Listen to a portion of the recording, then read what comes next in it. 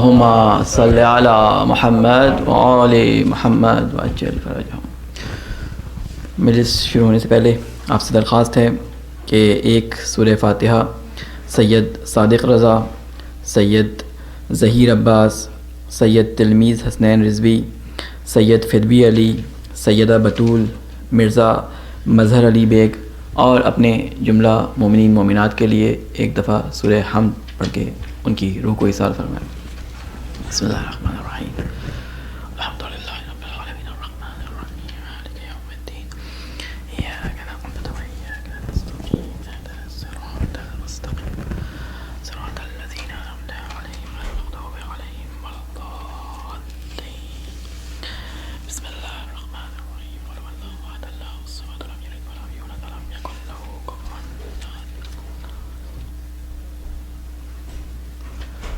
ایک سلامات بھیجیں محمد والے محمد پہ۔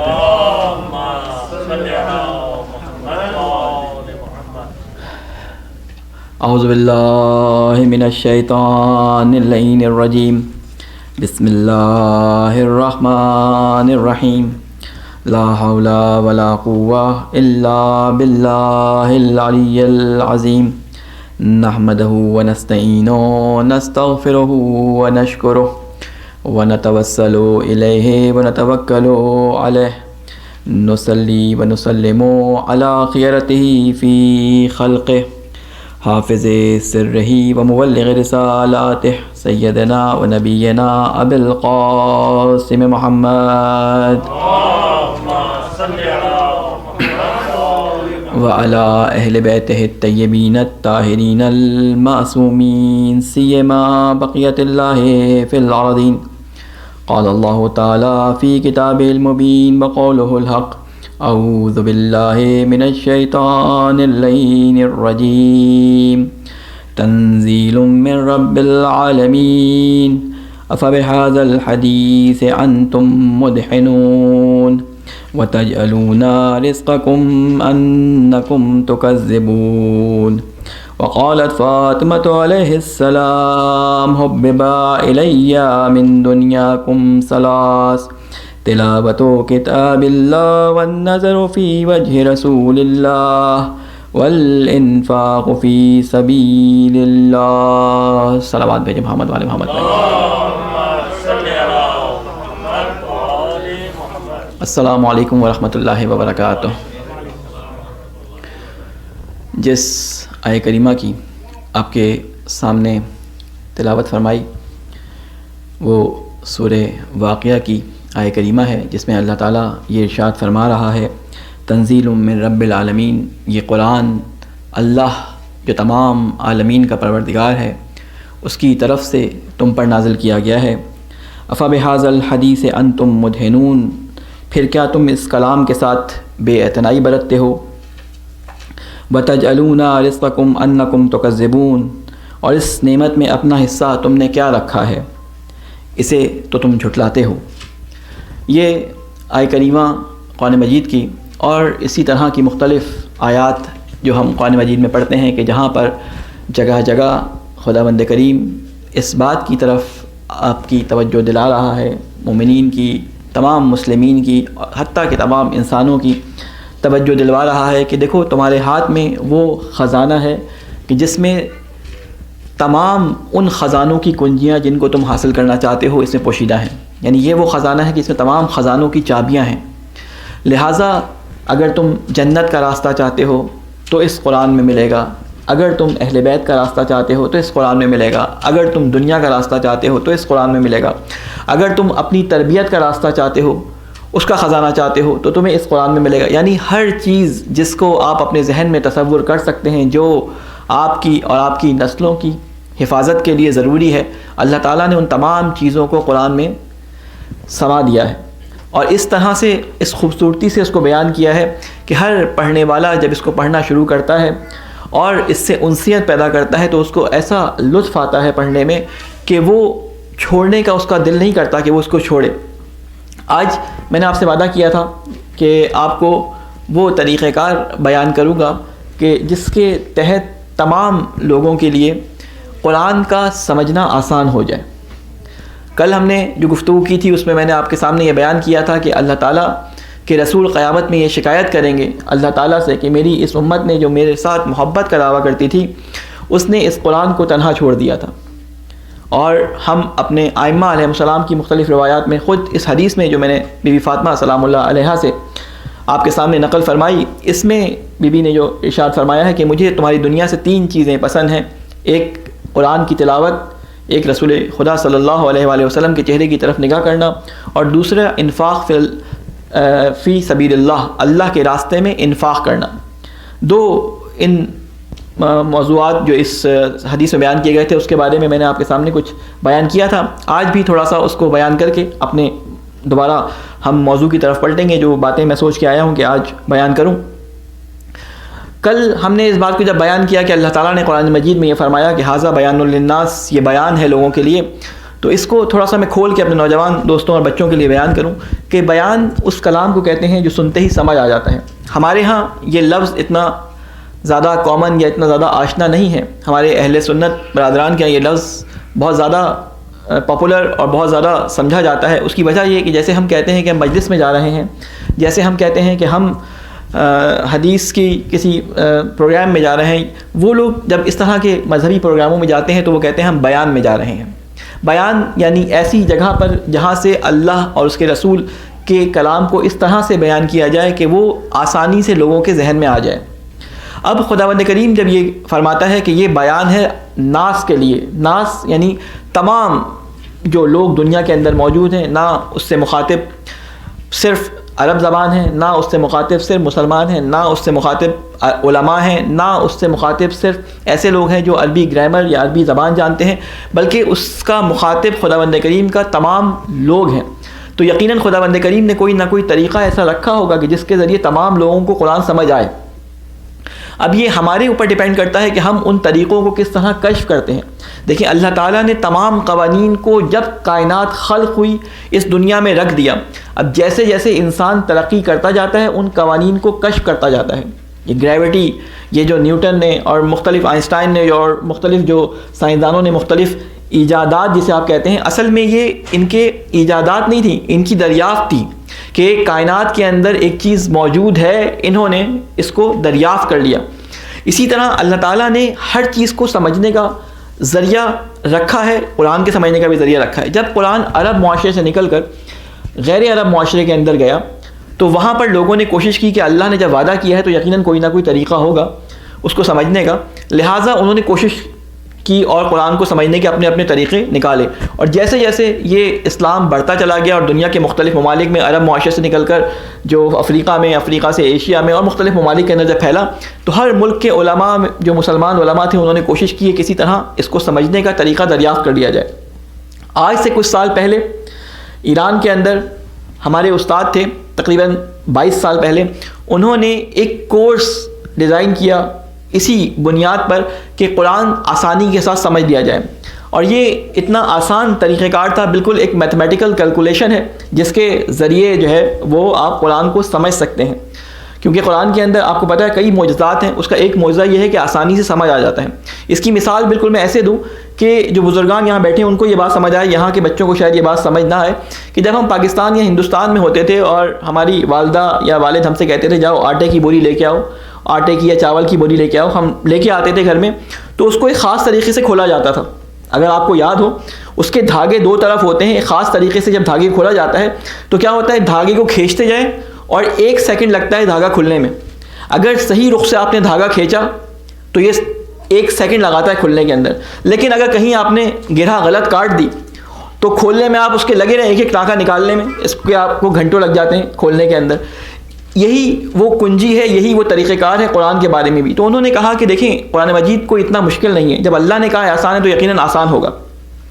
خصوصاً فارسی زبان جو ان کے مخاطب تھے تو انہوں نے کہا یہ فارسی زبان ہے، توجہ میری طرف رکھیے گا کیونکہ بہت امپورٹنٹ بات بتا رہا ہوں، اس کے بعد آپ خود محسوس کریں گے کہ آپ کے ذہن میں ایک بوجھ کم ہو گیا.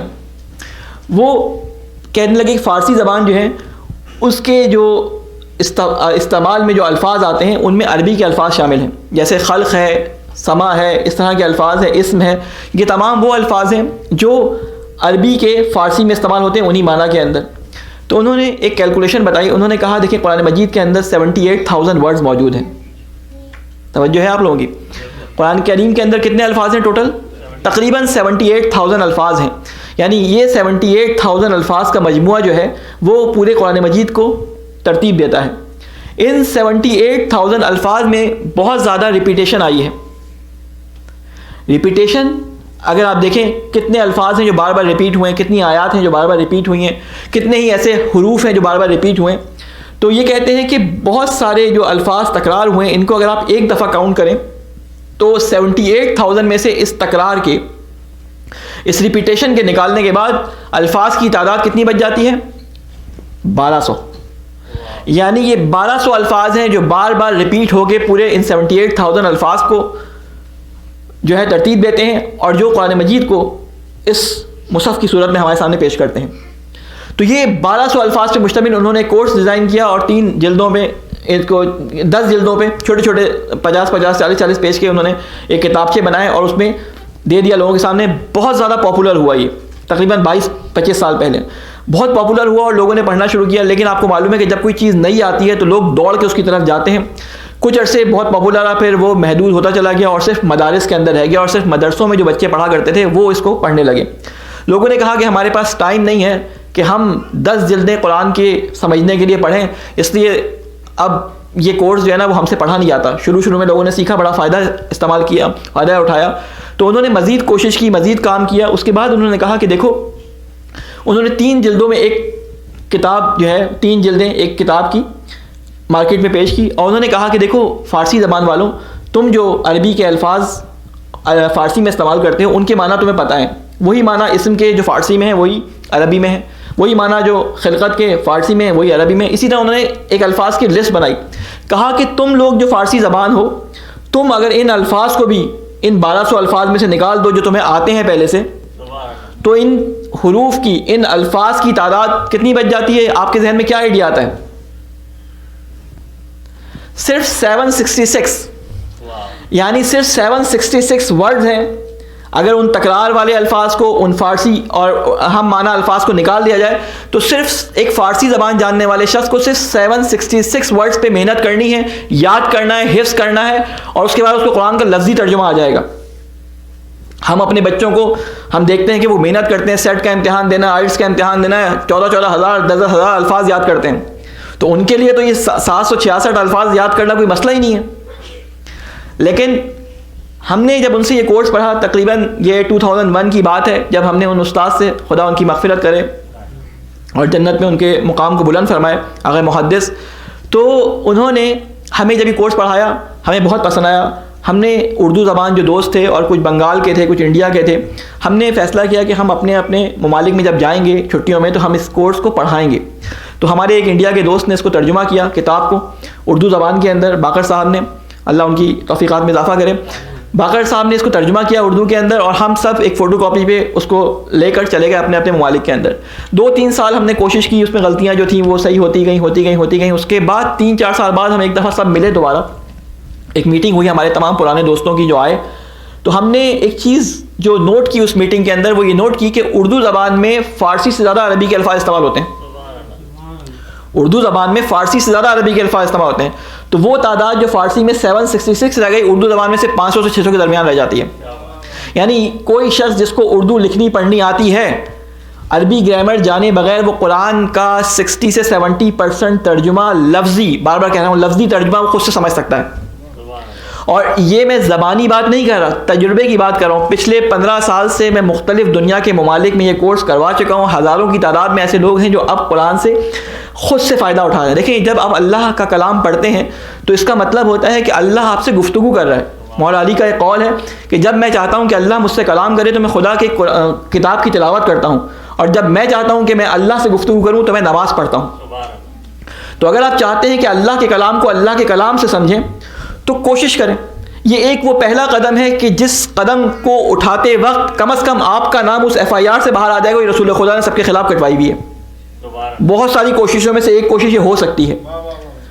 اب کیا ہے, یہ صرف کتنا ٹائم مانگتا ہے آپ سے؟ یہ صرف آپ سے ٹائم مانگتا ہے پہلے 15 گھنٹے, only 15 hours. پہلی بک جو آپ پڑھتے ہیں ان 60 پرسنٹ جو آپ کو میں ترجمہ کہہ رہا ہوں، یہ پہلی بک پڑھنے کے بعد آپ کو 45% کتاب کا ترجمہ، قرآن کا ترجمہ آ جاتا ہے لفظی، کیونکہ اس میں وہ الفاظ استعمال ہوئے ہیں جو قرآن میں بھی تقریباً 10 سے زیادہ مرتبہ استعمال ہوئے ہیں.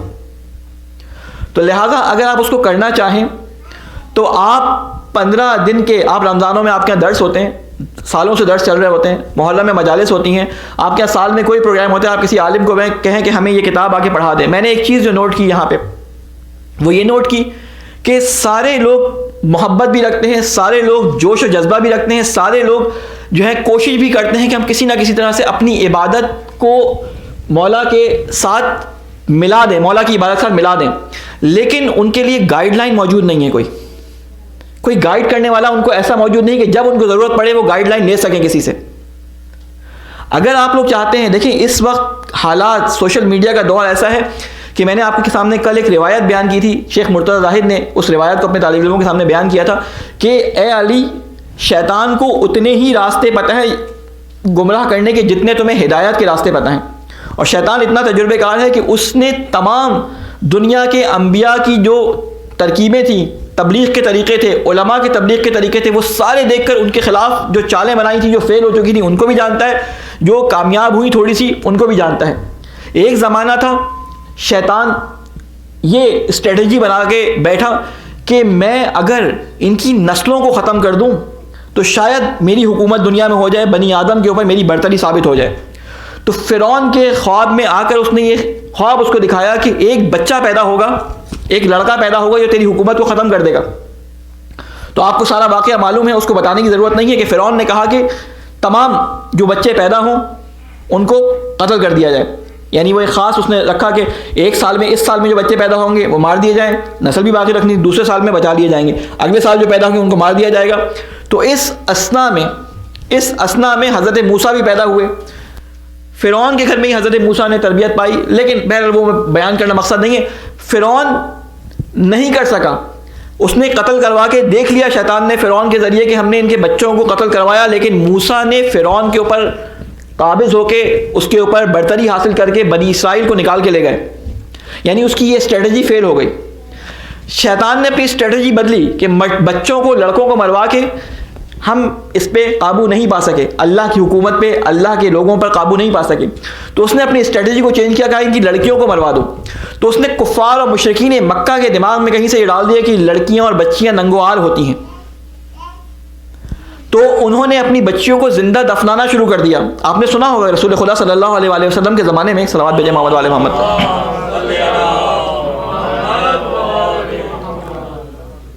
جو کفار تھے وہ اپنی بچیوں کو، زندہ بچیوں کو زمین میں گاڑ دیا کرتے تھے.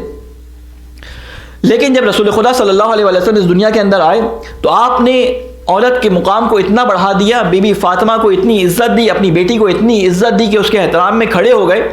یعنی وہ شیطان کی اسٹریٹجی جو اس نے عورت کو پست کرنے کے لیے، عورت کو ذلت میں لے جانے کے لیے استعمال کی تھی، رسول خدا کے آتے ہی وہ پست ہو گئی اور اس کا یہ چال بھی اس کی ضائع ہو گئی. اب شیطان نے دیکھ لیا کہ میں نے دونوں کام کر کے دیکھ لیے. بچیوں کو مروا کے دیکھا تب فائدہ نہیں ہوا، بچوں کو مروا کے دیکھا کوئی فائدہ نہیں ہوا. اس زمانے میں شیطان نے اپنی اسٹریٹجی چینج کر لی، بدلتا گیا. اس زمانے میں شیطان نے اپنی اسٹریٹجی چینج کر لی. اس نے کہا کہ ان کی روحوں کو قتل کر دو. اور اس کے لیے اس نے یہ کام کیا کہ پہلے زمانے میں جب جنگیں ہوتی تھی، جنگیں ملک کی سرحدوں پہ ہوا کرتی تھیں. آپ کی فوجیں جاتی تھی، لڑکے اور اپنے ملک میں رہنے والے مرد، عورتوں، بچوں کی حفاظت کے لیے وہاں پہ لڑتی تھیں اور واپس آ جاتی تھیں. اب وہ زمانہ چلا گیا جنگ کا. اب زمانہ وہ آیا سوشل میڈیا کا، ڈش اینٹینا کا، کیبلز کا، وائرلیس انٹرنیٹ کا. جب یہ زمانہ آیا تو اس نے کیا کیا، اس نے روح پیدا کر لیا آپ کے گھر کے اندر. نہ صرف گھر کے اندر، آپ کے بیڈ روم میں، آپ کے بچوں کے ہاتھوں میں ایسے پہنچ گیا کہ آپ کو خبر بھی نہیں ہوتی کہ بچہ کیا دیکھ رہا ہے، کیا کر رہا ہے، اس کو کیا دکھایا جا رہا ہے. اور آپ نے یہ سنا ہوگا، یہ میرے نوجوان دوست زیادہ سمجھتے ہوں گے کہ جب سے یہ آرٹیفیشل انٹیلیجنس آئی ہے، اے آئی کے آنے کے بعد یہ اور اتنا زیادہ پاورفل ہو گیا ہے کہ آپ ایک بات کرتے ہیں، تھوڑی دیر بعد اسی بات سے متعلق ایڈورٹائزمنٹ آپ کے مختلف سوشل میڈیا کے ایڈس کی صورت میں آنے شروع ہو جاتی ہے. اور مختلف آپ نے اس پہ پروگرام دیکھے ہوں گے کہ ماں باپ نے دیکھا کہ بچہ کھیل رہا ہے، اس کے درمیان جو ایڈز آنے ہیں، جب ماں باپ نے اس کو اٹھایا تو جو کیمرہ آپ کو دیکھ رہا ہوتا ہے وہ دیکھ رہا ہوتا ہے کہ کون اس کو دیکھ رہا ہے، کیمرے کے سامنے کون بیٹھا ہے. یہ تمام چیزیں ایک چلتا پھرتا آپ کا موبائل جو ہے نا آپ کا جاسوسی کا ذریعہ ہے. اور یہ جو آپ کے لائکس ہیں اور یہ جو آپ کے سارے کی ساری ایکٹیویٹی جو آپ شیئر کرتے ہیں, ساری چیزیں جو کرتے ہیں, یہ آپ کی پسند بیان کر رہی ہوتی ہے کہ آپ کو کیا پسند ہے, اور پھر اس پسند کے مطابق آپ کے لیے پروگرام وہ بناتا ہے. اور اتنا زیادہ پاورفل اور اتنا زیادہ خوبصورت بناتا ہے کہ سب مبہوت ہو کے اس کو دیکھتے ہیں اور اس میں کھو جاتے ہیں, جانتے بوجھتے کہ یہ ہمارے لیے خطرناک ہے. ہم اس کو غور سے دیکھتے ہیں, اس میں ہمارے بچے انوالو ہو جاتے ہیں, ہم اپنے بچوں کے ہاتھ میں پکڑا دیتے ہیں. ہمارا بچہ پہلے روتا تھا تو ماں اٹھا کے اس کو لوری سناتی تھی, کہانی سناتی تھی, باپ اٹھا کے اس کو گود میں اچھالتا تھا, کھیلتا تھا اس کے ساتھ. آج جب بچہ روتا ہے تو بچے کے ہاتھ میں موبائل پکڑا دیا جاتا ہے, ٹیبلٹ پکڑا دیا جاتا ہے, کارٹون لگا دیا جاتا ہے کہ بچہ ہمیں تنگ نہ کرے. اب یہ بچہ ساری عمر کارٹون دیکھ دیکھ کے جب بڑا ہوتا ہے, جب بڑے ہو کے ماں باپ اس کو بلاتے ہیں تو یہ بچہ ماں باپ کی بات نہیں مانتا. کیوں؟ اس کو ماں باپ کی شکلیں بھی کارٹون جیسی نظر آ رہی ہوتی ہیں, کیونکہ بچپن سے وہ کارٹون دیکھ دیکھ کے وہ کارٹونوں والی حرکات کرتا ہے. اس کا اتنا اثر ہوتا ہے, یہ اتنا زیادہ ہیپنوٹائز کر دیتے ہیں بچے کے اوپر. یہ میرے دوست سمجھتے ہوں گے, چھوٹے بچوں کو اگر آپ نے بہن بھائیوں کو آپ نے اگر دیکھا ہو, ان کے ہاتھ میں جب ٹیبلٹ ہو یا کبھی یہ کوئی اینیمیشن یا کوئی کارٹون دیکھ رہے ہوں, ان کو پہلی دفعہ آواز دیں آپ کو آواز نہیں آتی ان بچوں کو, دوسری دفعہ آپ آواز دیں تو شاید یہ ہلتے ہیں تھوڑا سا, اتنے زیادہ مجذوب ہو جاتے ہیں. اور یہ اتنا بہترین کام کرتے ہیں کہ جب یہ کوئی کام بنانا چاہتے ہیں, کوئی فلم بنانا چاہتے ہیں, کیونکہ میرا موضوع ایک زمانے میں رہا تھا کہ میں نے ہالی ووڈ کے اوپر تحقیق کی تھی کہ ہالی ووڈ کام کیا کر رہا ہے. تو یہ حالانکہ مجلس سے بیان کرنے کا موضوع نہیں ہے, لیکن کیونکہ نوجوان دوست بیٹھے ہیں میں اس لیے بتا رہا ہوں کہ یہ ہمارے درمیان کیا ہو رہا ہے, اس سے بچنے کا طریقہ کیا ہے. کیونکہ آپ اپنے بچوں کو روک نہیں سکتے, آپ یہ نہیں کہہ سکتے کہ بچوں کے ہاتھ میں موبائل نہ دو, آپ یہ نہیں کہہ سکتے بچوں کے ہاتھ میں ٹیبلٹ نہ دو, کیونکہ یہ نسل وہ نسل نہیں ہے جو آپ کی ذہنیت تھی, ان کی نسل نہیں ہے. دیکھیے جو بزرگان یہاں موجود ہیں پہلی جنگ عظیم کے بعد, اور جو جنگ عظیم میں جو ورلڈ وارز ہوئی ہیں, ان کے بعد جو بچے پیدا ہوئے, آپ نے دیکھا ہوگا کہ مردوں کی تعداد بہت کم ہو گئی تھی. 1947 سے 67 کے درمیان جو لوگ پیدا ہوئے امریکہ میں, ان کو بیبی بومرز کہتے ہیں. بیبی بومرز کون لوگ تھے؟ یہ وہ لوگ تھے کہ ایک دفعہ امریکہ کے اندر اور یورپ کے اندر اتنے زیادہ بچے پیدا ہوئے کہ اسکولوں میں جگہ نہیں ہوتی تھی, 4 شفٹ میں بچوں کو پڑھایا جاتا تھا. ان بچوں کو بیبی بومرز کہتے تھے. یہ کون لوگ تھے؟ یہ اس دور کے لوگ تھے جو جنگ میں شہید ہو گئے, ان کے بعد جو بچے پیدا ہوئے. یہ لوگ کون تھے؟ کیونکہ امن کا زمانہ ہوا جنگ کے بعد, تو یہ بڑی بڑی کہانیاں سننے والے, وہ بڑے بڑے ناولز پڑھنے والے, یہ بڑی بڑی ریسرچ کرنے والے, یعنی ان کے اندر حوصلہ تھا ان بچوں کے اندر. کیوں؟ اس لیے کوئی ان کو اسکول کے باہر بٹھایا جاتا تھا کہ ابھی دوسرے بچوں کی کلاس ہو رہی ہے, تم 2 گھنٹے باہر بیٹھو, یہ بچے 2 گھنٹے بعد نکلیں گے, پھر تیسرے بچوں کی کلاس ہوگی, پھر تمہیں دوبارہ لے کے جایا جائے گا. تو ان کے اندر حوصلہ ہوتا تھا. اب جو بچے پلتے ہیں, اب جو بچے آتے ہیں, یہ اس طرح کے نہیں ہیں, ان کے حوصلے کم ہیں. اس لیے اگر آپ یہ چاہیں کہ اپنے بچوں کو اسی طرح کہانیاں سنا کے اور ان سے بولیں کہ تم فلاں فیس بک پہ پیج پہ نہ جاؤ, تم فلاں یوٹیوب پہ نہ جاؤ, تم فلاں ٹک ٹاک پہ نہ جاؤ, تو یہ آپ کی بات نہیں سنیں گے. اگر آپ ان کو کہانی سنائیں گے کہیں گے پتہ نہیں کیا بول رہے ہیں, ہمیں سمجھ نہیں آ رہا. کیونکہ یہ نسل, جن کو نسل ایکس کہتے ہیں یا نسل وائی کہتے ہیں, یہ اس طرح کے عجیب عجیب نام دیے میں لوگوں نے, یہ نسل بالکل الگ نسل ہے. یعنی میں یہ آپ کو ایک سائیکالوجیکل بات بتا رہا ہوں کہ یہ نسل آپ کی لمبی اسٹوریاں نہیں سن سکتی. اب یہ مجلسوں میں لمبے لمبے قصے سن کے جب وہ بیٹھتے ہیں نا, تو کہتے ہیں ٹھیک ہے مولانا صاحب بول رہے ہیں, ٹھیک بول رہے ہوں گے, پتہ نہیں ہوا ہوگا نہیں ہوا ہوگا. جب آپ مجلس سے یہ قصہ سناتے ہیں اس کو کہ ایک دفعہ جو ہے بی بی فاطمہ نے انار مانگا امام علی علیہ السلام سے, اور بی بی فاطمہ کی خواہش پورا کرنے کے لیے علی پورے شہر میں گھوم لیے, ایک انار ملا وہ خرید کے لے کے آئے, راستے میں جو ہے وہ انہوں نے انفاق کر دیا اور انار نہ لا سکے, تو یہ کہتا ہے بیچارے بی بی فاطمہ کی خواہش کو ایک علی پورا نہیں کر سکا. اور دوسری طرف آپ اس کو یہ قصہ سنا رہے ہوتے ہیں کہ علی ایک دفعہ بیٹھے ہوئے تھے مسجد کے اندر, ایک شخص سائل آیا, قمبر سے کہا کہ اس کی سائل کی فریاد کو پورا کر دو. یہ واقعہ سنا ہوا ہے نا, سب نے آپ نے سنا ہوگا ممبروں سے. تو قمبر نے کہا کہ مولا وہ تو زنبیل کے اندر رکھا ہوا ہے وہ چیز جو ہے, کہا کہ زنبیل اس کو دے دو. یہ زنبیل اگر کہا قمبر نے کہ وہ زنبیل جو ہے وہ اونٹ پہ رکھی ہے. یہ واقعہ سنا یا نہیں سنا؟ تو کہا قمبر وہ اونٹ زنبیل سمیت دے دو. کہا قمبر نے کہ وہ اونٹ کی قطار میں بنا ہوا ہے, نہیں معلوم کون سا اونٹ ہے, کہا یہ پوری قطار دے دو. اب جب یہ واقعہ آپ سناتے ہیں تو یہ علی کہاں سے بخش رہے ہیں؟ یہ خلیفہ کے اس سے بخش رہے ہیں, بیت المال سے بخش رہے ہیں, اپنی جیب سے بخش رہے ہیں. ایک طرف آپ اپنے نوجوان کو واقعہ سناتے ہیں انار والا کہ علی کو انار لانے کے لیے پیسے نہیں تھے, یہودی کے باغ میں اس نے جو انہوں نے کام کیا, دوسری طرف آپ یہ واقعہ سناتے ہیں. تو یہ نوجوان کہتے ہیں کیا مطلب کیا کانفلکٹ ہے اس بات کے اندر. تو آپ نوجوان کو سوچنے دیں اور سمجھنے دیں. ہمارے پاس جو معیار بیان کیا گیا تھا وہ یہ معیار بیان کیا گیا تھا کہ تم قرآن اور اہل بیت کی پیروی کرنا, تم قرآن اور اہل بیت کے مطابق زندگی گزارنا. آج میں آپ کے سامنے ایک روایت امام کاظم علیہ السلام کی پیش کرنا چاہتا ہوں. ایک صلوات بھیجیں محمد علیہ.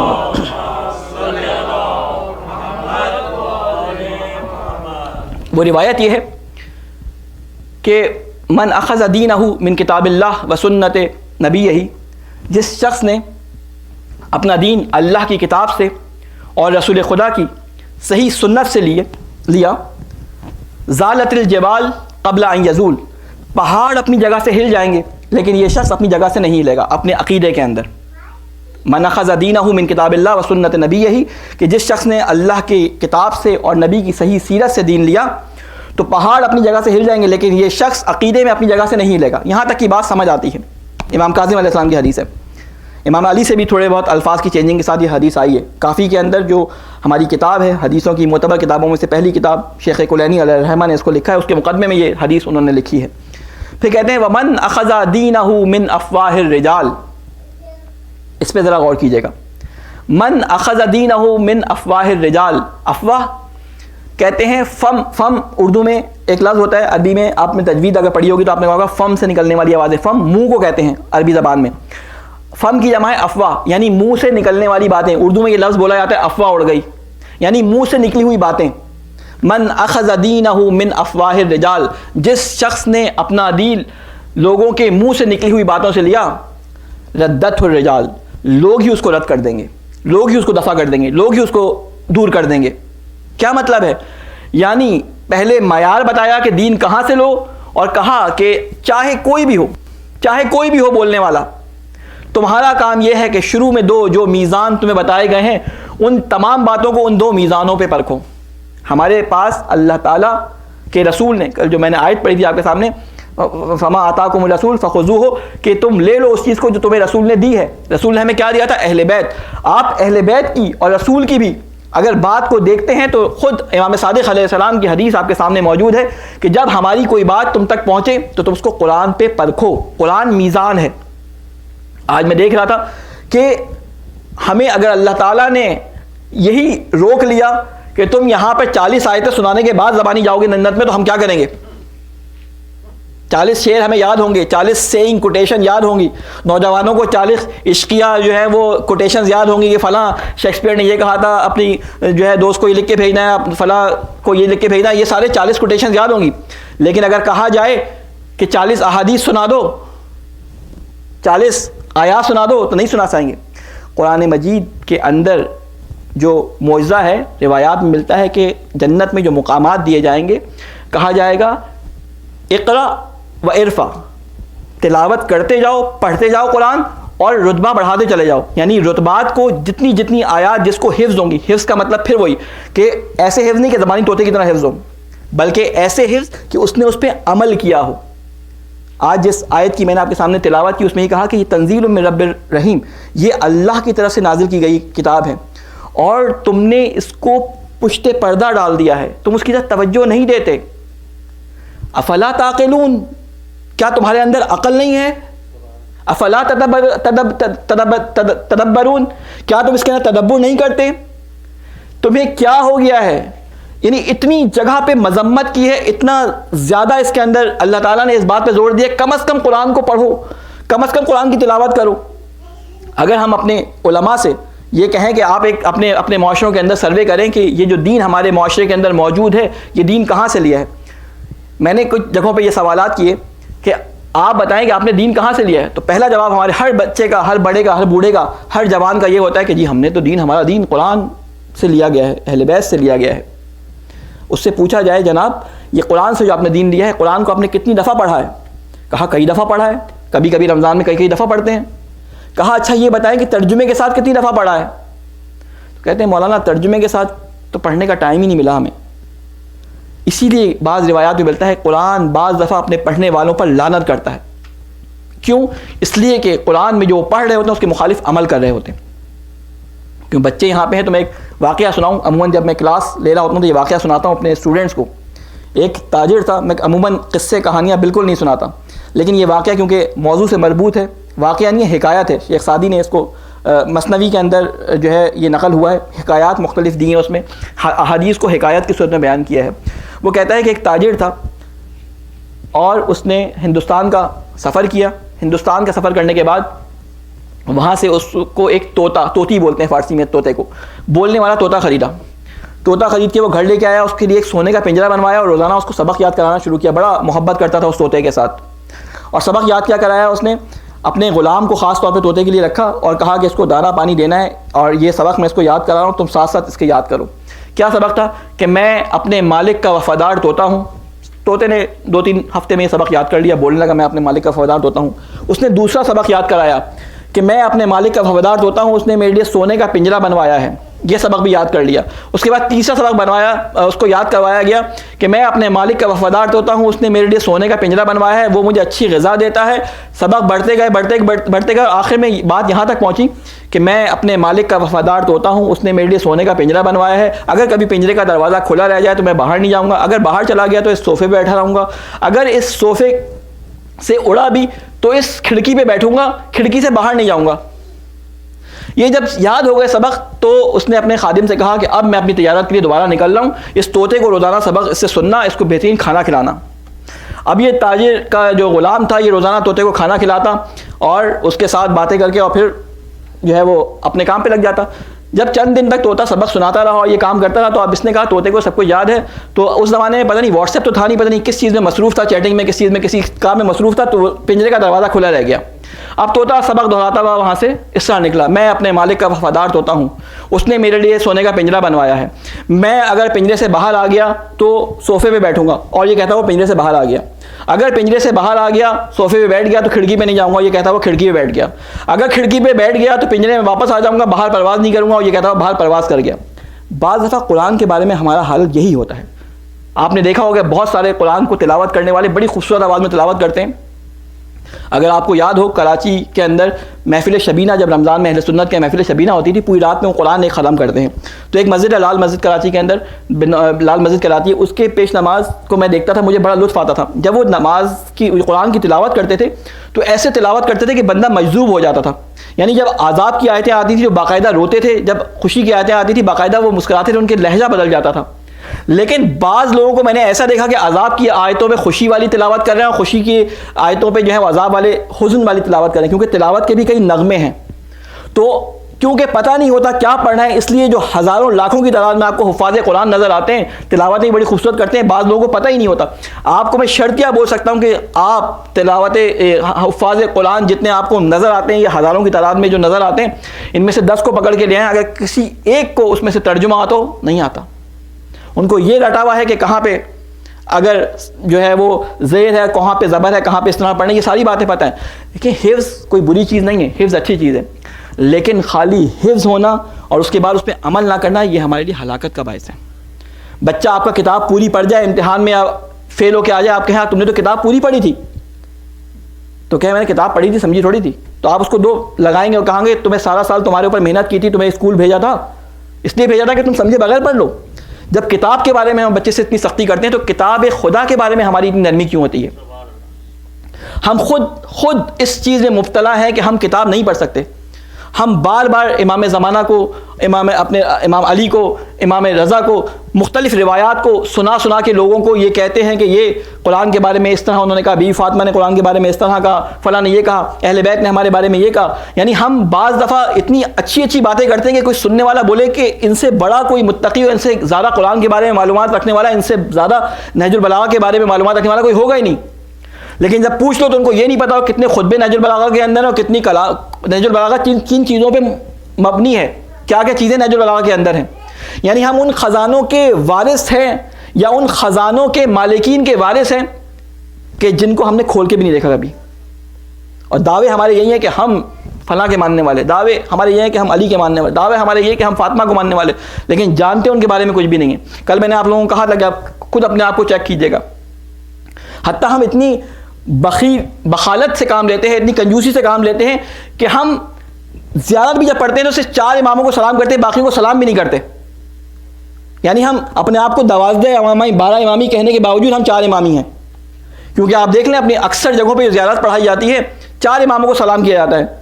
رسول خدا کو سلام کیا, امام علی کو سلام کیا, امام رضا کو سلام کیا, پھر اس کے بعد امام زمانہ کو سلام کیا. باقی امام کے امام نہیں ہیں. اس کا مطلب ہے کہ ہم نے اپنے دین کا ایک اسٹرکچر, ایک ڈھانچہ جو بنایا ہوا ہے, جو ہمارے دماغ میں سن کے آ گیا ہے, اس کو ہم نے قرآن اور حدیث کے مطابق نہیں ڈھالا. یہی وجہ ہے کہ جب امام زمانہ آئیں گے اور دین کو پیش کریں گے تو بہت سارے ان کے ماننے والے اس کا انکار کر دیں گے. کیوں؟ کیونکہ وہ جو سانچہ، وہ جو اسٹرکچر، وہ جو اسٹینسل انہوں نے اپنے دماغوں میں بنایا ہے، امام زمانہ کی بات اس میں نہیں اترے گی پوری. اس لیے اپنے دماغوں کے اسٹینسل کو، اپنے دماغوں کے سانچے کو، اپنے دماغوں کے جو آپ کا ہے نا سانچہ، اس کو قرآن اور اہل بیت کے مطابق ڈھالیں.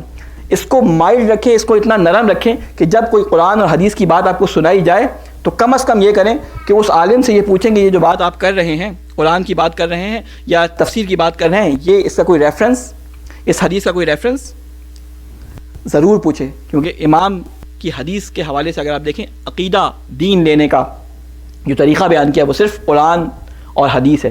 عالم بھی کوئی بات بیان کرتا ہے تو آپ کا فرض ہے کہ اگر آپ کو بات سمجھ نہیں آ رہی تو آپ اس سے پوچھیں کہ یہ تم نے بات کہاں سے پڑھی ہے. ہمارے ہاں ون وے گفتگو ہوتی ہے، اس کی وجہ سے سوال کرنے والے زمین پہ بیٹھے رہ جاتے ہیں، عالم کو جلدی ہوتی ہے وہ نکل جاتا ہے، سوال ہی نہیں ہوتے. اس لیے کوشش کریں کہ اپنے بچوں کے اندر، آج کل کے نوجوانوں میں سوال کرنے کا جذبہ ہوتا ہے، اس جذبے کو دبائیں نا. کیونکہ اللہ تعالیٰ نے جب انسان کو پیدا کیا تھا تو اس کے اندر ایک نبی باطن رکھا تھا جس کو عقل کہتے ہیں.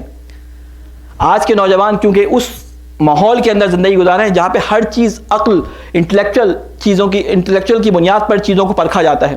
ان کو کوشش کرنے دیں، ان کو سوال کرنے دیں، ناراض نہ ہوں. میں نے کئی جگہ پہ دیکھا ہے پاکستان کے اندر کہ نوجوان اگر کوئی سوال کرتے ہیں تو علماء یا بوڑھے حضرات جو ہوتے ہیں وہ ڈانٹ دیتے ہیں ان کو، جس کی وجہ یہ بنتی ہے کہ وہ نوجوان مسجد سے دور ہو جاتا ہے. یہ جو آج آپ کو انجمنوں کے جو لڑکے اور جو ہمارے بچے ہیں وہ باہر کھڑے نظر آتے ہیں، اس کی وجہ یہی ہے کہ ان کو صحیح پراپر جواب نہیں ملتا ممبر سے، علماء سے، بزرگوں سے. تو وہ کہتے ہیں ہمیں جب بات سمجھ آتی ہے اور جو نہیں آتی وہ کوئی جواب دینے والا نہیں ہے تو ہم کیوں اندر مجلس میں جائیں. اس لیے وہ باہر کھڑے رہتے ہیں، ماتم کے وقت اندر آ جاتے ہیں. دیکھیں جذبہ ان کے اندر ہیں، وہ محبت کرتے ہیں اہل بیت سے، وہ محبت کرتے ہیں رسول خدا سے، وہ محبت کرتے ہیں امام علی سے، لیکن ہم ان کی محبت کو سیراب نہیں کر پاتے. اس ممبر پہ بیٹھنے والے کا، اس ممبر کے نیچے بیٹھنے والوں کا، سب کا امتحان، سب کا مواخذہ اللہ کے ہاں ہونا ہے. جب میں یہاں بیٹھتا ہوں تو میں 50 لوگوں کے سامنے اگر بیٹھا ہوں 1 گھنٹہ بول رہا ہوں تو مجھے 50 گھنٹے کا اللہ کو حساب دینا ہے. جو یہاں پہ لوگ بیٹھے ہیں وہ یہاں سے اٹھنے کے بعد جب جائیں ان سے کوئی سوال کرے، کچھ مجلس سے سیکھا، تو یہ جواب بہت ہی جسے کہتے ہیں ناشائستہ ہے کہ کوئی کہے کہ مجلس اچھی تھی یا مجلس بری تھی. مجلس کبھی بری نہیں ہوتی. آپ یہ بولے کہ مجھے مجلس اتنی سمجھ آئی، اتنی سمجھ نہیں آئی. یہ کہنا کہ مجلس اچھی تھی بری تھی، یہ کیا بات ہے؟ مجلس کبھی بری نہیں ہوتی، مجلس اچھی ہی ہوتی ہے. ہاں آپ کے لیول سے اوپر ہوتی ہے، آپ کے لیول سے نیچے ہوتی ہے. تو وہ جو لیولز آپ نے بنائے ہیں، تو مجلس کو یا کسی بھی محفل کو جانچنے کا معیار جو علماء دیتے ہیں وہ یہ ہے کہ یہ دیکھو کہ بولنے والا کتنا قال اللہ اور کتنا قال الصادق اور کتنا قال رسول اللہ کہہ رہے ہیں. اس چیز سے پہچانو کہ بولنے والے کے کلام میں کتنی طاقت ہے. آج کل فارمولہ مجلس پڑھی جاتی ہیں، قصے 2، ایک خواب اور اس کے بعد ایک شہید کا قصہ اور اس کے بعد مصائب. ہمارے لوگ بھی نعرے لگا کے خوش ہو جاتے ہیں کہ جی 2 خیبر کے قصے سنا دیے، 2 ضروری ہیں سنانے، لیکن کب تک سنتے ہوئے دین پہ آپ چلتے رہیں گے؟ اور ان کو اس طرح سے آئیڈیالائز کرایا جاتا ہے کہ یہ جو اماموں نے کام کیا یہ صرف امام ہی کر سکتے ہیں، ہم تو کر ہی نہیں سکتے، اس لیے بس انہی کے کہنے پہ خوش رہو، نعرے لگاتے رہو. ان کو وہ باتیں بھی بتائیں امام کی جو ان کی عملی زندگی میں تھیں، جو عملی طور پہ انجام دی جا سکتی ہیں. وہ امام تھے، وہ اللہ کے ولی تھے، وہ ایسے کام کرامات انجام دیتے تھے جو ہم انجام نہیں دے سکتے. لیکن یہ جو کہا گیا کہ ان کی ذات میں تمہارے لیے اسوہ حسنہ ہے، اللہ کہہ رہا ہے رسول کی ذات میں تمہارے لیے اسوہ حسنہ ہے، اس کا مطلب ہے کہ ہر کام جو رسول بشری تقاضوں کے مطابق کرتے تھے وہ ہم سب کر سکتے ہیں. ورنہ تو نعوذ باللہ یہ بالکل غلط سی بات ہو جاتی کہ ماڈل ایک رکھ دیا اور کہا کہ تم کوئی بھی نہیں بنا سکتا اور تم کوشش کرتے رہو. تو اس لیے جب کوئی ہدف، کوئی گول، کوئی مشن اپنا بنائیں تو اس کو چھوٹا نہ رکھیں، اس کو بڑا رکھیں. کہ مومن کا ہدف ایک بہتے ہوئے پانی کی طرح ہونا چاہیے کہ اگر آپ 100 میٹر کی دوڑ کے اندر کسی کو بھگاتے ہیں تو سب سے فاسٹ بندہ دنیا کا وہ کہلاتا ہے جو 100 میٹر کی ریس میں جیتتا ہے. کیوں؟ اس کا ہدف بہت محدود ہوتا ہے، وہ ساری توجہ کو مرکوز رکھتا ہے. 100 میٹر پہ جاتا ہے اور گر جاتا ہے، یا 1000 میٹر پہ جاتا ہے گر جاتا ہے. لیکن آپ کو اس کا ہدف جتنا دور ہوگا، جتنا زیادہ دور ہوگا اس کی کوشش اور صحیح ہوگی، لیکن ہدف پہ پہنچنے کے بعد انسان ڈھہ جاتا ہے. اس لیے اپنے ہدف کو ایسا بنائیں کہ جس پہ آپ پہنچ نہ پائیں. اللہ تعالیٰ نے قرآن مجید میں بتا دیا کہ اپنی زندگیوں کا ہدف کیا بناؤ. اور کیا اللہ تعالیٰ کہتا ہے کہ اے مخلوق انکا کادحن، کہ میں نے تم کو اپنی طرف آنے کے لیے بلایا ہے، تم سب میری طرف آ رہے ہو، تمام مخلوقات میری طرف آ رہی ہیں.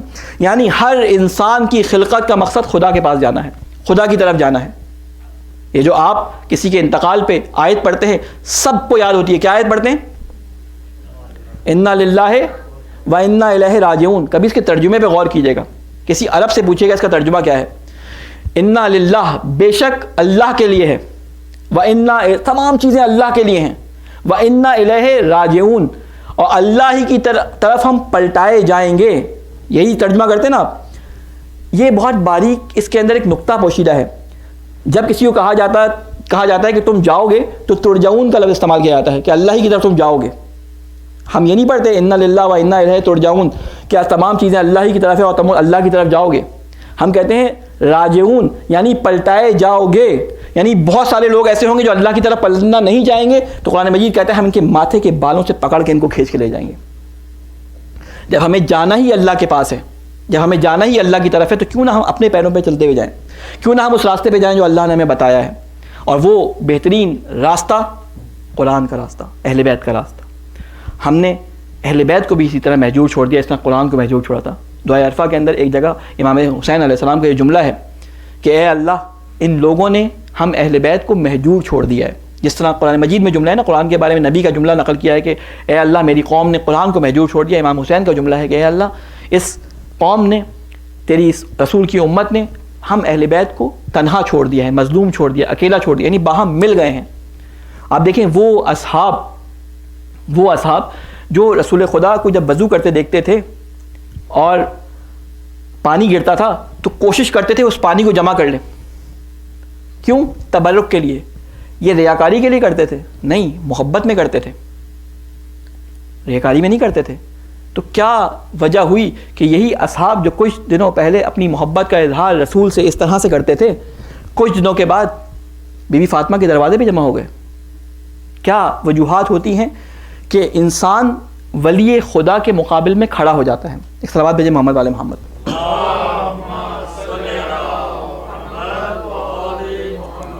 میں بس 2 نقطے آپ کے سامنے بیان کر کے اپنی بات کو تمام کروں کہ وہ کیا وجوہات ہوتی ہیں جس کی وجہ سے محبت کرنے والا ولی خدا کے مقابلے میں کھڑا ہو جاتا ہے. دیکھیں, محبت ایک ایسا جذبہ ہے جو اللہ تعالیٰ نے انسان کے اندر ودیت کیا ہے. اس کو کسی نہ کسی چیز سے محبت ہوتی ہے, ٹھیک ہے. اب وہ محبت دنیاوی چیزوں کی بھی ہو سکتی ہے, وہ محبت اللہ کے بنائے ہوئے مخلوقات کے کسی بھی چیز سے, کسی بھی عنوان سے آپ کسی چیز سے محبت کر سکتے ہیں. لیکن اب یہ محبت کا معیار جو اللہ تعالیٰ نے بنایا ہے وہ کیا بنایا ہے؟ وہ بنایا ہے کہ تم محبت ایسی چیز سے کرو جو تمہاری ابدیت تمہیں ابدی کر دے. اگر آپ کسی چیز کو محبت کریں, کسی چیز سے محبت کریں, وہ آپ کو مل جائے, تو آپ کو معلوم ہے ایک نیا ماڈل آتا ہے کسی گاڑی کا, کسی موبائل کا, تو آپ کو ہوتا ہے کہ میں بس یہ نیا ماڈل جلدی سے لے لوں. آپ لے لیتے ہیں, تھوڑے دن بعد وہ آپ کے لیے پرانا ہو جاتا ہے. سب کے ہاتھوں میں آپ دیکھتے ہیں سب کے ہاتھوں میں ایک ہی فون ہے, ٹھیک ہے. وہ اہمیت آپ کی نظر میں ختم ہو جاتی ہے. تو اپنی محبت کو ایسا رکھیں جس کی اہمیت آپ کی نظر میں ختم نہ ہو, اور وہ ہے اللہ تعالیٰ سے نزدیکی, وہ ہے اللہ تعالیٰ سے انسیت. اور سب سے بہترین وقت جو اللہ تعالیٰ سے نزدیکی کا ہے وہ کیا بتایا گیا ہے؟ وہ یہ بتایا گیا ہے کہ آدھا گھنٹہ, 15 منٹ, 5 منٹ نماز فجر سے پہلے اٹھو اور نماز شب پڑھ لو. امام زمانہ کی طرف سے جو توقیات آئی ہیں ان میں توقیات میں کثرت سے اس بات کا 3 یا 4 توقیات جو ہمارے سامنے موجود بھی ہیں اور ہمارے دسترس میں بھی ہیں, ان میں یہ ہے کہ علیکم بصلاۃ اللیل, کہ نماز شب پڑھو. اور نماز شب پڑھنے کا آسان طریقہ ہے. ہمارے یہاں آسان طریقہ عموماً کم بیان کیا جاتا ہے, نمازوں کو اور عبادتوں کو مشکل کر کے بیان کیا جاتا ہے. مشکل یہ کہ جب بھی کوئی بلکہ نوجوان دوست خاص طور پہ, بزرگان کو یہ بات معلوم ہے, صرف نوجوان دوستوں کو بتا رہا ہوں کہ جتنی بھی مستحب نمازیں ہیں, جتنی بھی مستحب نمازیں آپ کو ملتی ہیں, جو ظہر کی ہوں, نوافل یا عصر کے ہوں, یا فجر کے ہوں, یا عشاء کے ہوں, یا نماز شب ہو, جتنی بھی مستحب نمازیں ہیں ان سب کو چلتے پھرتے پڑھا جا سکتا ہے. اس میں قبلے کی بھی شرط نہیں ہے, اس میں رکوع سجدے کی بھی شرط نہیں ہے, صرف وضو کی شرط ہے کہ آپ کا وضو ہونا چاہیے. یعنی یہ جو آپ حدیث عموماً 40 کے دنوں میں, چہلم کے دنوں میں آپ ممبر سے سنتے ہیں کہ امام عسکری علیہ السلام نے فرمایا مومن کی نشانیاں ہیں, 4 نشانیاں ہیں, 3 نشانیاں ہیں کہ عقیق کی انگوٹھی پہننا, 57 رکعت نماز پڑھنا, 52 رکعت نماز پڑھنا. ہم سنتے ہیں, واہ واہ کر کے چلے جاتے ہیں. یہ 52 رکعت نماز کون سی ہے؟ کبھی ہم نے سوچا, ہم نے کبھی 52 رکعت نماز پڑھتے ہیں؟ 52 رکعت نماز کا مطلب ہے فجر کی 2 رکعت نوافل فجر سے پہلے, 8 رکعت نوافل ظہر کے بعد, 8 رکعت نوافل عصر کے بعد, 4 رکعت نوافل مغرب کے بعد, 2 رکعت نوافل بیٹھ کے عشاء کے بعد, 11 رکعت نماز شب, 8 رکعت نماز شب, 2 رکعت نماز شفا, 1 رکعت نماز وتر. یہ کل ملائیں تو جا کے یہ تعداد بنتی ہے. ہم واہ واہ کرتے ہیں اور کہتے ہیں ہمارے امام نے کہا تھا دیکھو ہم مومن ہیں کیونکہ ہم نے عقیق کی انگوٹھی پہنی ہوئی ہے. آسان کام کو چنتے ہیں ہم اپنے لیے, ایزی دین. تو وہ ساری چیزیں مل کے مومن کی نشانیوں میں آتی ہے. اگر کہا جائے کہ گاڑی کی نشانی یہ ہے کہ اس میں 4 ٹائر ہوتے ہیں, ایک انجن ہوتا ہے, ایک اسٹیئرنگ ہوتا ہے, آپ کہیں کہ جی میں صرف ٹائر لے کے آؤں اور گاڑی ہے میری ہے, چلاتے نا آپ ٹائر گلیوں کے اندر لکڑی سے اور خوش ہوتے رہے, جیسے بہلول کو دیکھ کے بچے خوش ہوتے تھے. آپ بہلول نہیں بن سکتے, ٹھیک ہے نا. تو دین کو پورے کا پورا لینا ہوتا ہے. اللہ تعالیٰ قرآن مجید میں فرماتا ہے کہ پورے کے پورے دین میں داخل ہو جاؤ, پورے کے پورے دین میں داخل ہو جاؤ. پک اینڈ چوز نہیں ہوتا دین کے اندر. تو ولی خدا سے دوری کا جو ریزنز ہوتے ہیں ان میں ایک ریزن یہ ہے کہ عقل و تعقل و تدبر کو کام میں نہیں لے کے آتے, اللہ کی کتاب کو دور چھوڑ جاتے ہیں اور اپنے آپ کو پاکیزہ سمجھنے لگتے ہیں. یعنی اپنے آپ کو تصور کرنے لگتے ہیں کہ ہم کیونکہ رسول کے ساتھ رہتے ہیں, ہم کیونکہ امام کے ساتھ رہتے ہیں, ہم کیونکہ ماتم کرتے ہیں, ہم کیونکہ مجلس میں جو ہے وہ مرثیہ پڑھتے ہیں, ہم کیونکہ مجلس میں ماتم کرتے ہیں, ہم کیونکہ مجلس کے اندر فلاں کام کرتے ہیں, ہم کیونکہ مجلس کا انتظام کرنے والے ہیں, ہم سب سے اچھے. ایک تکبر, ایک عجب کہتے ہیں کہ ایک اپنے اندر بڑائی, یعنی یہ کوئی بری بات نہیں ہے, بڑائی آ جاتی ہے. روایات میں ملتا ہے کہ حضرت موسیٰ علیہ السلام کے بارے میں جب الواح کو لے کے آئے, قرآن مجید کی توریت کی الواح کو لے کے اللہ تعالیٰ کے پاس سے کوہ طور سے جب واپس آئے, تو ایک دل میں آیا کہ مجھ سے بھی بڑھتر, کیونکہ یہ روایات کے جملے اس لیے میں آپ کے سامنے بیان کروں کہ مجھ سے بڑھتر کوئی اس دنیا میں ہے. میں اللہ تعالیٰ سے گفتگو کر کے آیا ہوں, میرے پاس اللہ تعالیٰ کا لکھا ہوا کلام الواح تختیوں پہ موجود ہے. ابھی یہ بات سوچ رہے تھے, اللہ تعالیٰ نے جبریل کو بھیجا کہ جبریل جاؤ موسیٰ سے کہو کہ موسیٰ تم اپنے آپ کو ہلاک نہ کرو اس عجب کی وجہ سے. اور موسیٰ کو اس کی ایک جو تاوان دینا پڑا وہ کیا کہ موسیٰ تم کیا سمجھتے ہو کہ تم سب کچھ ہو, ایک کائنات میں بندہ موجود ہے جو تم سے بھی زیادہ عالم ہے, جاؤ اس کی شاگردی اختیار کرو. قرآن میں پورا قصہ موجود ہے کہ حضرت خضر کے پاس موسیٰ کو بھیج دیا گیا اس کے بعد کہ جاؤ شاگردی اختیار کرو. اور موسیٰ جیسا اولو العزم نبی برداشت نہ کر سکا خضر کی جو شاگردی تھی. 3 ہی واقعات کے بعد موسیٰ اور ان کے درمیان جدائی ہو گئی. واقعہ سنانا میرا منظور نظر نہیں ہے. کیا وجہ تھی؟ اس لیے کہ موسیٰ اپنے آپ کو بہت کچھ سمجھ رہے تھے. حضرت ایوب علیہ السلام کے اوپر جتنی سختیاں ظاہری طور پہ حضرت ایوب علیہ السلام پہ آئیں, کسی نبی پہ نہیں آئیں, ظاہری طور پہ جو سختیاں آئی ہیں کہ حضرت ایوب علیہ السلام کے پاس مال و دولت کی بے انتہا فراوانی تھی. اللہ نے سب سے پہلے آپ کا مال آپ سے لیا. ایوب نے کہا میں صبر و شکر ادا کرتا ہوں. اس کے بعد آپ کے تمام 11 یا 12 ان کے بچے تھے, تمام بچوں کو موت کے گھاٹ اتار دیا, مر گئے سارے کے سارے بچے. ایوب نے کہا میں صبر و شکر کرتا ہوں. اس کے بعد ایوب کے جسم پہ بیماری کو وارد کر دیا. ایوب کے جسم پہ جب بیماری آ گئی تو اب لوگوں کے درمیان چیمگوئیاں شروع ہو گئیں کہ کچھ نہ کچھ مسئلہ ہے اللہ اور ایوب کے درمیان جو اللہ تعالیٰ ایوب کو سزا دے رہا ہے. جب یہ باتیں شروع ہوئیں اور ایوب کی آبرو ریزی کرنا شروع کر دی تو ایوب نے یہاں پہ کہا کہ اے اللہ تو نے مال و دولت لیا, میں نے صبر کیا, میں نے شکر کیا. تو نے اولاد لے لی, میں نے صبر کیا, میں نے شکر کیا. تو نے میرے جسم پہ بیماری کو ڈال دیا, میں نے صبر و شکر کیا, لیکن یہ آبرو ریزی مجھ سے برداشت نہیں کرتا ہوں. اسی وقت جبرائیل آئے کہ اللہ تعالیٰ فرماتا ہے کہ اے ایوب تو نے صبر کیا یا ہم نے تجھے صبر کی توفیق دی.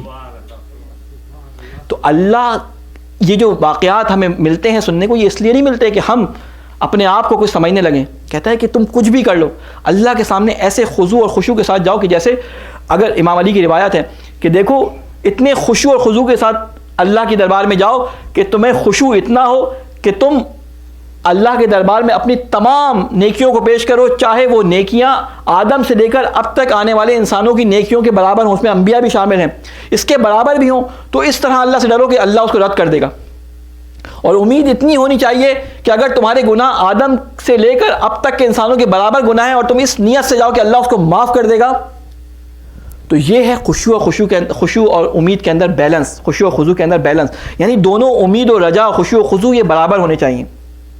تو اپنے دل میں کبھی بھی اس بات کو نہ سوچیں کہ آج میں مجلس پڑھ رہا ہوں تو کہ میں بہت کوئی بڑی چیز ہوں. آپ نے اگر مثلاً کسی ایسے کام کو انجام دے دی, کسی کی مدد کر دی, تو 4 لوگوں میں بیٹھ کے بول دیا تمہیں نہیں پتا فلاں کے بچے کو تعلیم میں نے دلوائی تھی, فلاں کے بچے کی فیس میں نے ادا کی تھی, تمہیں نہیں پتا یار وہ تو بیچارہ پھر رہا تھا, یار بیچارہ مولانا صاحب آئے تھے پریشان پھر رہے تھے, میں نے کہہ دیا فلاں صاحب سے یار ان کو ذرا جاب پہ لگا دینا, فلاں صاحب کو میں نے کہہ دیا فلاں بچے کی فیس دے دینا. اپنی نیکی کو ضائع کرنے والی بات ہے. اللہ تعالیٰ قرآن مجید میں فرماتا ہے اپنی نیکیوں کو منت اور عزا کے ذریعے ضائع نہ کرو. یہ جو ہم نیکیاں کرتے ہیں نا, ان کو جتا کر ضائع نہ کریں, کسی کو بیان کر کے کسی کے سامنے بیان کر کے ضائع نہ کریں.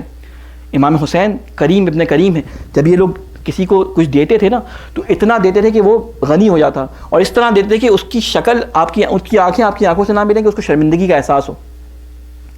ہم بھی کوشش کریں کہ ہم اگر کسی اللہ کی راہ میں دے رہے ہیں تو اس طرح دیں کہ ہم اپنے آپ کو ظاہر نہ ہونے دیں کسی طریقے سے, چھپ کے انفاق کریں. بی بی سیدہ نے جو حدیث میں نے آپ کے سامنے بیان کی تھی, اللہ کی راہ میں انفاق کرنا, انفاق ایک ایسی چیز ہے کہ اللہ تعالیٰ فرماتا ہے کہ جو انفاق کرتا ہے میں اس کی برائیوں کو, اس کے گناہوں کو نیکیوں میں تبدیل کر دیتا ہوں. جو توبہ کرتا ہے, انفاق کرتا ہے, میں اس کی نیکیوں کو, یعنی اللہ اتنا رحیم ہے, آپ کو اتنی کھلی دعوت کہاں سے ملے گی کہ آپ ساری زندگی گناہ کر کے اللہ کے دربار میں جا کے سچی توبہ کر لیں حر کی طرح, تو وہ ساری برائیاں, وہ ساری بدیاں اللہ آپ کی نیکیوں سے بدل دیتا ہے, نہ کہ ختم کر دیتا ہے, نیکیوں سے بدل دیتا ہے.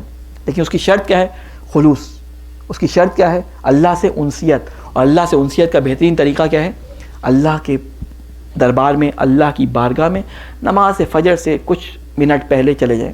اور اس کا آسان طریقہ علماء یہ بیان کرتے ہیں کہ اگر آپ کو آسان طریقہ اس کا دیکھنا ہے تو یہ دیکھیں کہ آپ رات کو سونے سے پہلے 8 رکعت نماز پڑھ لیں, 2 رکعت صبح اٹھ کے فجر سے پہلے پڑھ لیں. اگر پھر بھی آپ کو ہو کہ آپ رات کو نہیں پڑھ سکتے تو پوری کی پوری نماز بستر پہ لیٹ کے پڑھ لیں آپ, اور پھر فجر پہ اللہ کے بارگاہ میں نماز ادا کریں. تو میں یہی عرض کر رہا تھا کہ یہ جو ہمارے کام ہیں بہت چھوٹے چھوٹے کام ہوتے ہیں جو جنت میں لے جانے کے لیے ہوتے ہیں, لیکن صرف باتوں سے یہ کام پورے نہیں ہوتے, ان کے لیے عمل کرنا ہوتا ہے. اور قرآن کے بارے میں مجھے معلوم ہے کہ قرآن کے بارے میں ہم سب کوتاہی کرتے ہیں. اس کا طریقہ علماء, آیت اللہ محسن قراتی میرے استاد ہیں, ان سے ہم نے پوچھا اور مختلف اساتذہ سے ہم نے پوچھا تو انہوں نے بتایا کہ دیکھو دن میں خود رسول خدا کے بارے میں قرآن مجید میں اللہ تعالیٰ نے کہا ہے کہ اے رسول آپ نماز شب میں تھوڑا سا قرآن پڑھا کریں. نماز شب میں قرآن, سورہ مزمل کے اندر ارشاد فرمایا کہ نماز شب میں قرآن پڑھا کریں, کیونکہ دن میں تو آپ کو بہت سارے کام کرنے ہیں دین کے. تو یہ جو اللہ تعالیٰ رسول کے لیے فرما رہا ہے, رسول کی تربیت فرما رہا ہے, یہ ہماری بھی تو تربیت ہے. ہمیں دن میں بہت کام ہوتے ہیں, ہم بہت مصروف ہوتے ہیں. تو نماز شب میں ایک طریقہ کار یہ ہے کہ نماز شب میں ضروری نہیں کہ آپ پوری سورہ کی تلاوت کریں. تو اس میں آپ طریقہ یہ کر سکتے ہیں کہ الحمد کے بعد آپ قرآن کھولیں اور چھوٹی چھوٹی سورہ یا بڑی سورہ جتنی بھی پڑھ سکیں, 5 آیتیں پہلی رکعت میں, اس کی 5 اگلی آیتیں ترجمے کے ساتھ پڑھ لیں. پھر آپ دیکھیں آپ کو کتنا مزہ آئے گا. آپ ایک دفعہ قرآن کو ترجمے کے ساتھ پڑھیں, آپ کو مزہ آئے گا کہ میرے ذہن میں کتنی الجھنیں تھیں جو اس قرآن کے پڑھنے سے حل ہو گئیں. پہلی دفعہ جب پڑھیں گے تو آپ کو ایک سکون محسوس ہوگا, دوسری دفعہ اس کے عمق میں جائیں گے اور آہستہ آہستہ درجہ بدرجہ آپ قرآن سے انسیت پیدا کر لیں گے. آپ کو لگے گا جیسے آپ کو دوسری کتابوں سے انسیت ہوتی ہے, قرآن سے جب انسیت ہو جائے گی تو آپ کو پتہ چلے گا کہ یہ بات جو کی جا رہی ہے اللہ کا نام لے کر, یہ اللہ کی بات ہے یا نہیں ہے. ایک بچہ اپنے ماں باپ کی بات یا ماں باپ اپنے ایک معذور بچے کی بات کیسے سمجھ لیتے ہیں؟ کیونکہ اس سے انسیت رکھتے ہیں. ایک معذور بچہ جب اپنے باپ کو اوں آ کرتا ہے تو اس کو پتہ چل جاتا ہے کہ اب اس کو پیاس لگی ہے, اب اس کو کھانا کھانا ہے یا اس کو کوئی اور کام ہے. کیوں؟ اس لیے وہ انسیت رکھتا ہے. جب ہم اللہ کے کلام سے اتنی انسیت پیدا کر لیں گے تو ہمیں پتہ چل جائے گا اللہ کیا کہہ رہا ہے. اور یہ جو بات ممبر سے بیٹھ کے یا محفلوں کے اندر یا فلاں صاحب اللہ سے منسوب کر کے کہہ رہے ہیں, یہ اللہ کی بات نہیں ہو سکتی, یہ رسول کی بات نہیں ہو سکتی. مزاج آشنا ہو جاتا ہے رسول اور اہل بیت کا. لہٰذا کوشش کریں کہ ہم ان لوگوں کی طرح نہ ہوں جو ظاہر بین ہو جائیں. حضرت موسیٰ پہ یہ بات کیوں آئی؟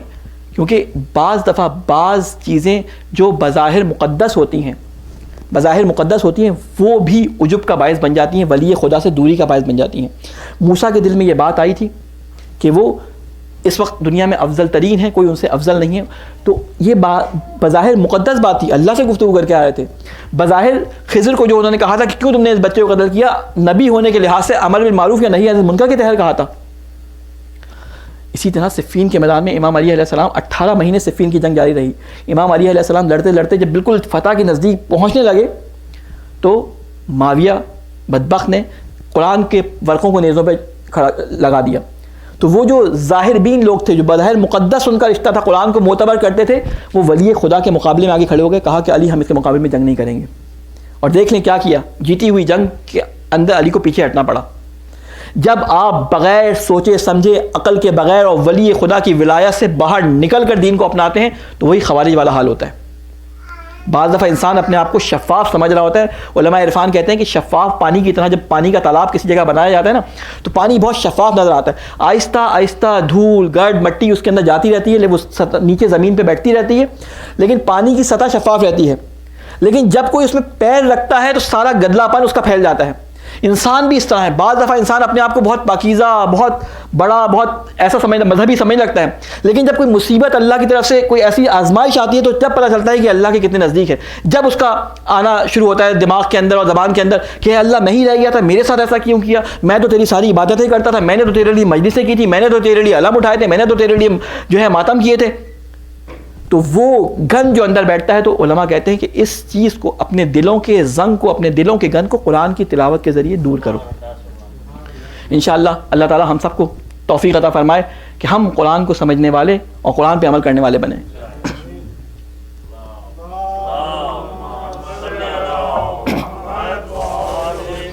آج شام غریبہ سیدہ ہے، کیونکہ آج کے دن پورا وہ دن گزرا ہے کہ جس دن سیدہ پہلے کی نسبت، بیماری کی حالت کی نسبت ذرا خوشحال اور تندرست اور چلتی پھرتی نظر آ رہی ہیں.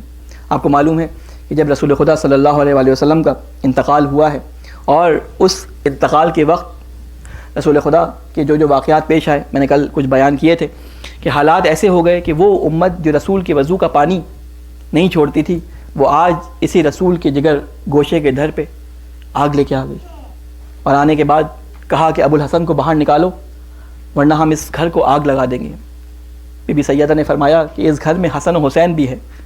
تو ملعون نے کہا کہ وَإِن ہوتے رہیں، اگر حسن و حسین بھی ہوں گے تو ہم اس کو آگ لگا دیں گے. اور وہ سارے واقعات جو اس دن میں گزرے، اس دن کے بعد سے سیدہ سیدھی کھڑی نہ ہو سکی. اس دن کے بعد سیدہ کا محسن نہ بچا. اس دن کے بعد علی کی آبرو ریزی ہونی شروع ہو گئی مدینے کے اندر. اس دن کے بعد علی کو رسیوں میں جکڑ کر لے کے جایا گیا. یہ وہ دن تھا جس کے بعد سیدہ مسلسل رویا کرتی تھی. ایک دن علی گھر میں تشریف لے کے آئے، سیدہ رو رہی تھی. آپ کو میں نے کل واقعہ بیان کیا کہ سیدہ نے کہا کہ علی میں آپ کی مظلومیت پہ رو رہی ہوں. ایک اور اسی طرح کا دن گزرا، شاید کل کی رات تھی کہ جس میں علی جب آئے تو سیدہ نے علی سے کہا کہ علی یہ میری باتوں کو سن لیں، شاید یہ میری باتیں آپ سے آخری باتیں ہوں. علی کو کچھ وصیتیں کی سیدہ نے، کہا فسمع کلامی، اے علی میری گفتگو کو سن لیں، شاید آج کے بعد میرا آپ سے اس طرح کلام نہ ہو. علی کو وصیتیں کرنے کے بعد کہا علی اس قوم نے میرے اوپر اور آپ پہ بہت جفا کی، اے علی میرے بچوں پہ بہت ظلم کیا، اے علی نانا کے اپنے بابا کے پاس جا کے میں ان کی شکایت کروں گی. علی کو وصیتیں کی. صبح کا وقت آیا، آج سیدہ کی طبیعت کچھ محسوس ہو رہی ہے کہ درست ہے، آج سیدہ صحیح سے چل رہی ہے. اس سے پہلے سیدہ جب بھی اٹھتی تھی عصا کا سہارا لے کے اٹھتی تھی، جب بھی چلتی تھی عصا کا سہارا لے کے چلتی تھی. اہل بیت رسول اللہ میں صرف دو ہی ہستیاں ایسی ہیں کہ جب کھڑی ہوتی تھی تو دیوار کے سہارے سے، جب چلتی تھی تو عصا کے سہارے سے. ایک 18 برس کی سیدہ، ایک سید سجاد 22 برس کے. ارے سیدہ اپنی پسلیوں کے ٹوٹنے کی وجہ سے کھڑی نہ ہو پاتی، سید سجاد توقع گرا کی وجہ سے کھڑے نہ ہو پاتے. وقت گزرتا گیا، صبح سیدہ نے علی کو رخصت کیا. آج صبح سے سیدہ بچوں کو اپنے پاس بلاتی ہیں، کبھی زینب کو وصیت کرتی ہیں، کبھی ام کلثوم کو گلے لگاتی ہیں، کبھی حسنین کو اپنے گلے سے چپٹاتی ہیں. شام کا وقت آیا اور کہتے ہیں سیدہ نے دونوں بچوں کا ہاتھ پکڑا، دونوں بچوں کا ہاتھ پکڑا، قبر رسول اللہ پہ آئی، کہا بچوں ماں کے لیے دعا کرنا. ارے بچوں کو لے کے آئی، بچوں کو لے کے آئی، قبر پہ بٹھایا، چھوڑ کے گھر آ گئی. میرے استاد کہا کرتے تھے کہ سیدہ نے زینب کو بلایا. زینب کو بلانے کے بعد کہا زینب ابھی 5 سال کی بھی پوری نہیں ہوئی ہے. زینب کو کہا بیٹا وہ صندوقچہ لے کر آؤ. چھوٹی سی بچی ہی آپ تصور کر سکتے ہیں کہ 18 سال کی سیدہ اپنی 5 سال کی بچی سے کہہ رہی ہے صندوق لے کے آؤ. یعنی مطلب یہ ہے کہ سیدہ کے ہاتھوں میں طاقت نہیں ہے کہ ایک چھوٹے سے صندوق کو اٹھا سکے. زینب صندوق کو کھینچ کے لائی، کہا بیٹا اس کو کھولو. جب کھولا تو کہا اس میں سے نکالو جو نکالنا ہے. زینب نے جب نکالا تو ہاتھوں میں کفن آ گیا. کہا ارے بیٹی یہ جنت کا کفن ہے، اس میں کافور ہے، اپنے بابا کو دے دینا کہ اس کو مجھے حنوط کر دے اور اس کفن کو مجھے پہنا دے.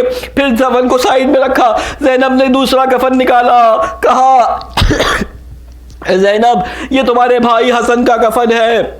جب حسن کا نام سنا کہا میں موجود نہیں ہوں گی، یہ تمہارے بابا کا کفن ہے. ایک ایک کر کے کفن نکالتی گئی، بتاتی گئی سیدہ کہ یہ علی کے لیے، یہ حسن کے لیے. اب جو زینب نے ہاتھ ڈالا صندوق خالی تھا. کہا اماں بھیا حسین کا کفن کہاں ہے؟ سیدہ نے کہا ارے حسین کو کفن نہیں ملے گا، حسین کو کفن نہیں ملے گا. ارے سیدہ آگے صحن خانہ کی طرف پڑھی، اسما کو بلایا. اسما میں لیٹنے جا رہی ہوں، جب تک میری تسبیح کی آواز آتی رہے مجھے آواز نہ دینا. جب میری تسبیح کی آواز بند ہو جائے تو مجھے آواز دینا۔ اسما تسبیح کی آواز سنتی رہی، مدینہ کی گلیوں کوچوں میں تسبیح کی آواز گونجتی رہی، سبحان اللہ والحمد للہ ولا الہ الا اللہ۔ ارے مدینہ کی گلیوں، آج زہرا کی آخری تسبیحات سن لو، آج کے بعد تمہیں یہ تسبیحات سننا نہ ملیں گی۔ ارے آہستہ آہستہ تسبیح کی آواز آنی بند ہو گئی۔ اسما نے آواز دی، یا حبیبی، ارے آواز دے، آواز نہ آئی۔ کہا اے دختر رسول، اے جگر گوشہ رسول، کوئی آواز نہ آئی۔ اب جو جا کے اسما نے دیکھا تو فاطمہ کی روح پرواز کر چکی تھی، ابھی جا رہی تھی کہ بچوں کو بلائے۔ حسنین دوڑتے ہوئے داخل ہوئے، اسما اماں کہاں ہے؟ ابھی اسما سوچ رہی تھی کہ کیا جواب دے۔ کہا تمہیں نہیں، تم کیا سمجھتی ہو، ہمیں معلوم نہیں۔ ارے ابھی حاطف غیبی کی آواز آ رہی تھی کہ فاطمہ کے یتیم آ رہے ہیں۔ ارے حسنین دوڑتے ہوئے ماں کے پاس لپکے، حسن سینے سے چپٹ گئے، حسین قدموں میں لپٹ گئے۔ ارے اماں اٹھو، میرا جگر پھٹتا ہے۔ بچوں کو کچھ سمجھ نہ آیا، اماں کی آواز نہ آئی۔ دوڑتے ہوئے مسجد پہنچے، علی نے بچوں کو آتے ہوئے دیکھا۔ ارے چہرے سے سمجھ گئے کیا ہوا، بچے علی سے چپٹ گئے۔ ارے اماں چلی گئی، ایک دفعہ علی تیورا کے زمین پہ گرے۔ ارے فاتح خیبر ہے، خبر فاطمہ سن کے زمین پہ گر گیا۔ گھر کی طرف چلے، اس سفر میں علی کئی دفعہ اٹھے، کئی دفعہ بیٹھے۔ ارے فاطمہ کے سرحانے پہنچے، کیا دیکھا، فاطمہ صحن خانہ کے اندر چادر اوڑھ کے لیٹی ہوئی ہے۔ ارے جب چادر اٹھائی تو کیا دیکھا، رخسار پہ ہاتھ ہے اور ایک طرف گردن ڈھلکی ہوئی ہے۔ علی نے جب ہاتھ اٹھایا تو وہ نیل کے نشان گردن پہ نظر آئے۔ علی نے رونا شروع کر دیا۔